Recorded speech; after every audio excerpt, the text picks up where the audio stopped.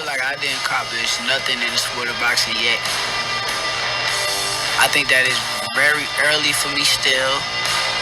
I think that I got a lot more to conquer and a lot of divisions to win titles in and solidify my name as a household name.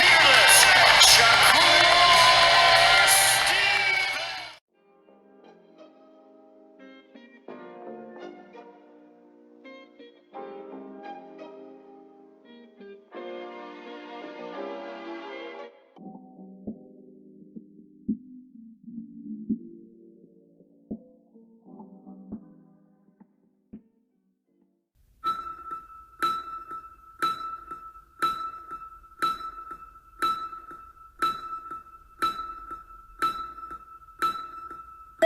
When I was a casual, I thought as a casual, I spoke like a casual, and I looked at boxing like a casual.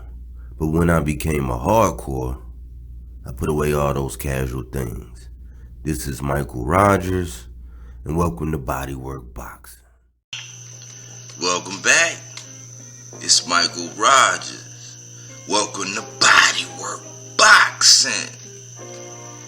A long overdue video. And the thing about me is, unlike a lot of content creators, I try to wait and see what develops, what evolves, because it's crazy to do a video and then later on that day or the next day something comes out and you have to reshoot your azimuth. You know what I'm talking about? I want to talk about one Mr. Shakur Stevenson. And if you go back in my videos and you see, to all my people that actually follow what I've been doing and how I go about doing things, you will see that I say that Tank is right now, but Shakur is the future. I don't look at the performance against Nakatani like he didn't do what he needed to do. I don't overjudge what he was able to do. Shakur embodies the perfect scenario of the hit and not get hit, hence the Floyd Mayweather comparison. All Shakur really needs to do is really enhance that killer instinct to where when you know somebody can't touch you, but you can touch them, you just need to touch them in a fashion to get them up out of there. This masterclass boxer, all these glowing adjectives and descriptions of these masterclass boxers that's floating around about certain people, they don't reign supreme, because when you see them in the ring, what's being heralded as some of the best performances, masterclass boxer performances, etc., they don't line up to what we actually see in the ring. But when Shakur gets in the ring, you can see that he's a master at distance. He's a master at timing. He has an attack that goes upstairs, downstairs, left hand, right hand. All these things, you see it on full display when one Mr. Shakur Stevenson steps in the ring. So I wasn't one of them ones that, took a on him when he had his performance against Nakatila. However, there are some things that I am crucial about Shakur, and one of them was, how he handled the media and the press when it came to Jamel Herring, who was his homeboy. I do side with Jamel Herring's wife, saying that he didn't need to act like that, leading up to the fight. The fight's going to sell itself. The product in Shakur Stevenson, it's going to sell itself. A pure product, that black magic, blue magic, whatever you want to call it, it's going to sell itself. So Shakur can sell himself on the product alone and what he brings to the ring whenever he fights. He has Jay Prince, a man that definitely knows he's one of the who's who in business. Period. I don't care what business it is. He got Jay Prince backing him. He's on Top Rank, which is very publicly known for actually being able to build fighters and get them to a level to actually satiate the appetite to see that fighter fight. So Shakur pretty much has the best of both worlds. My question today is, should he still be chasing Oscar Valdez? Why you say that, Mike? The reason why I say that is because he was in pursuit of Oscar Valdez down at 126, right?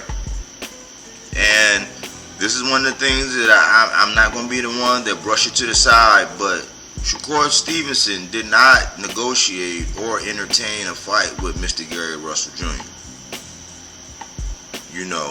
I won't say that Shakur is a duck because I know that his skills say that he can hang in there with the best of anybody's. However, he didn't pursue a deal with Mr. Gary Russell Jr. And he moved up. So I won't hold it against him, but if somebody ever came on and said that, hey, Shakur duck Gary, I won't have any problem. It's just like with Gary calling out Tank all these times, even though Tank is my guy, Gary's my guy, Shakur is my guy. I cannot argue with anybody who says that Tank has been ducking Mr. Gary Russell Jr. I can't. I won't say it's a duck because I don't believe that Tank is scared of Mr. Gary Russell. I just think that since they, grew up together and Mr. Gary Russell was like a mentor, he was in the camp, he was involved in, in the training, and he learned a lot from them guys down there. I believe that Tank and the powers that be, or the people that actually manage Tank, for whatever reason, didn't want to make that fight. I digress. This video is about Mr. One, Shakur Stevenson, and how I think that he really should not get his hopes all set and put all his eggs in the Oscar Valdez basket. It's clear that Oscar Valdez really doesn't want any smoke.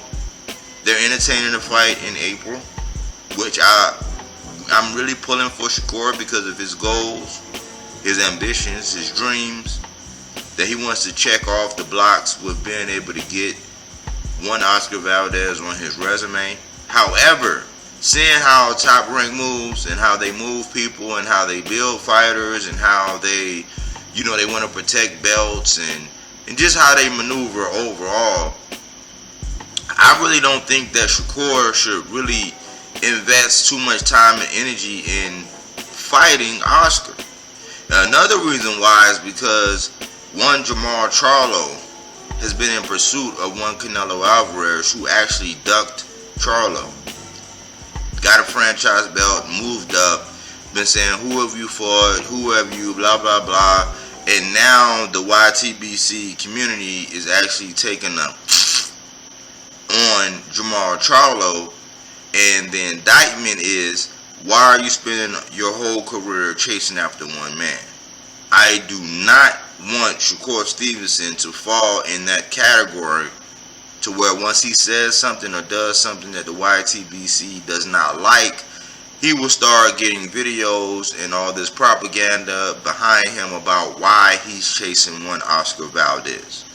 My message to Shakur Stevenson is, you have ROBSON CONCEICAO, who actually beat Oscar Valdez.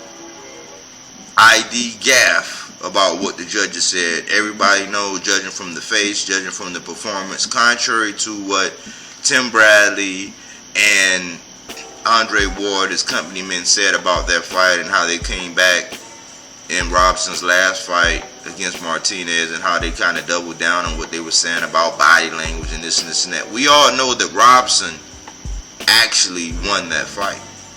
ROBSON actually came out in the interview and he basically said that his next opponent will be the winner of the Oscar Valdez and Shakur Stevenson fight. He says that he believes that Shakur Stevenson will win that fight, but for his own personal purposes, he would actually want Oscar Valdez to win that fight, which I don't blame him because he wants his get back. My thing is this, my message in all this is that Shakur may want to go ahead and eliminate ROBSON. It'll be two Olympic medalists fighting each other, one from Brazil, one from US, two pure boxers.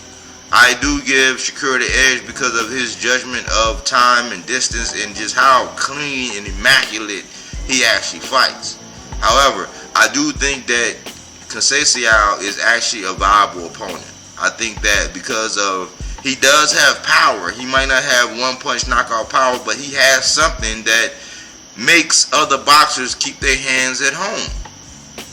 He might not have the equalizer, but he's a pure boxer. He does have flaws that I think that Shakur would be able to exploit. But he is a force. He is an older gentleman. He's conditioned. He actually able to show that from his last loss, when everybody was trying to paint a picture like he gassed out in the later rounds, which I really didn't see. He showed that in the 10-round fight, he can actually do the do.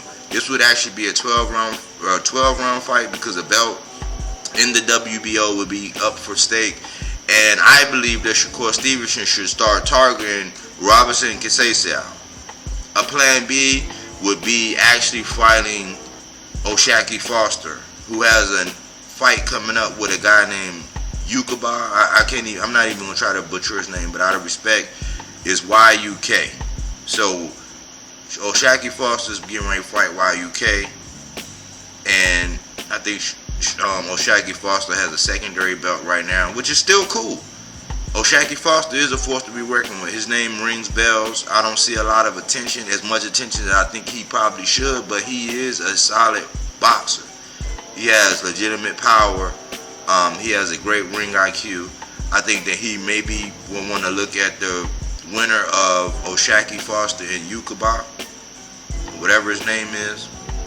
Then you got KENICHI who's sitting all alone, you know, and nobody's really talking about him. I'm thinking, okay, well, if Oscar don't want to play ball, he want to wait and withhold on signing a contract for y'all to get it on, look at KENICHI. You could even look at the winner between COLBERT and Gutierrez. COLBERT's getting ready to fight Gutierrez. So the landscape of 130 is wide open. But before you start entertaining fights with Lomachenko and these other guys at 135, it's best that you go ahead and clear out your division, because there were some things that you could have did at 126 and fight one Mr. Gary Russell Jr. COLBERT also moved up and didn't fight Mr. Gary Russell Jr. And now I hear that he's actually saying that if he wins this fight, he's wanting Mr. Gary Russell Jr. And I like COLBERT. I favor Gary Russell in that fight, but I like that fight. I think that two brothers can actually make some money. You know, it'll definitely be an entertaining fight. Him and Shakur will definitely be an entertaining fight. So I think that Shakur should not put all his eggs in the basket of Oscar Valdez. And what I maybe think, if you're going to play a chess move, maybe you should look at a KENICHI OGAWA, the winner of Shakur Foster and OGAWA, the winner of COLBERT and Gutierrez. And once you start eliminating them, you can actually box Oscar Valdez into a corner to where he has no choice but to fight you or move up. And I definitely believe that Oscar Valdez will not fare well at 135. However, I think Shakur is the future. That's it, that's all. Body work. All right. I believe you. But my tummy don't. Get down on your knees and tell me you love me. My word, and I do what I do. And he knows what I'm about to tell him right now. It's Mr. Keep running your mouth. That's what I do. I just feel like I'm the champ, and at the end of the day, I'm just a fighting motherfucker. It doesn't matter. Inside, outside, I can just fight. So I just feel like if it gets down to the wire, and we gotta lock it up, I'm out on top. Hey, look, as you can see how I'm looking, I stay solid. I'm always solid. I stay fuck solid up, man. You know what I'm saying? To the fans and all that. You jump outside the ring in the fighter, like I said before, ain't no safety on the clock, so